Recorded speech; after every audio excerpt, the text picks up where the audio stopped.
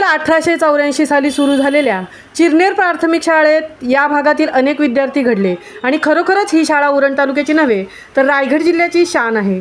या केंद्र शाळेत अनेक उपक्रम राबवले जातात। विद्यार्थ्यांच्या सर्वांगीण विकासासाठी, त्यांच्या कलागुणांना वाव मिळण्यासाठी शिक्षक आणि शाळा कमिटीकडून विशेष प्रयत्न केले जातात। यावर्षी 15 जून या शाळेच्या पहिल्या दिवशी शाळा व्यवस्थापन समितीचे अध्यक्ष प्रवीण म्हात्रे, उपाध्यक्ष श्रद्धा मोकल, मुख्याध्यापक Vishwanath Gawand sir, Suresh Patil sir, Baliram Patil sir, Sangeeta madam, Pallavi madam आणि माता पालक वर्ग उपस्थित होते।